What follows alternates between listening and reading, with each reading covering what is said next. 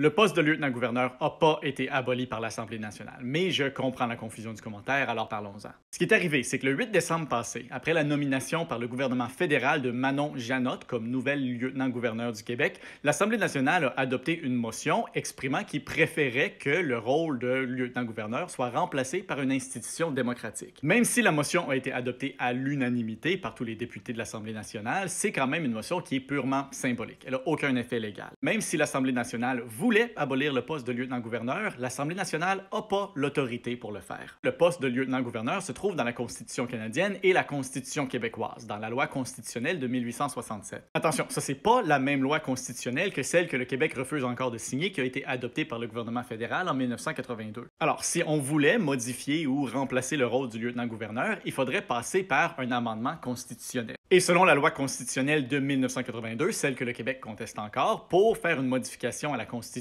touchant le lieutenant-gouverneur, il faudrait le consentement unanime de toutes les provinces et du gouvernement fédéral. Et comme ça, c'est pas arrivé, la motion de l'Assemblée nationale du Québec va rester sans effet. Même si c'est un rôle surtout symbolique qui fait rarement les nouvelles, le poste de lieutenant-gouverneur est un poste très important à la Constitution canadienne et québécoise. Techniquement, c'est la seule raison que le Québec pourrait pas unilatéralement déclarer son indépendance, par exemple. Ça, c'est parce que, sous la Constitution québécoise actuelle, il n'y a aucune loi, comme par exemple une loi sur l'indépendance du Québec, qui peut prendre effet sans le consentement du lieutenant-gouverneur du Québec. Comme le lieutenant-gouverneur du Québec est, à toute fin pratique, nommé par le gouvernement fédéral, ça donne au gouvernement fédéral un droit de veto théorique sur toutes les lois du Québec. C'est un droit de veto qui n'a pas été utilisé dans toute l'histoire moderne du Canada, mais il reste en théorie en place. Et probablement que le gouvernement fédéral l'utiliserait si le gouvernement québécois déclarait unilatéralement son indépendance. Alors, même si le rôle du lieutenant-gouverneur et la motion de l'Assemblée nationale pour le remplacer par une autre institution sont, en pratique, surtout symboliques, la forme du poste reste très importante à l'ordre constitutionnel actuel et on n'a sûrement pas fini d'en parler.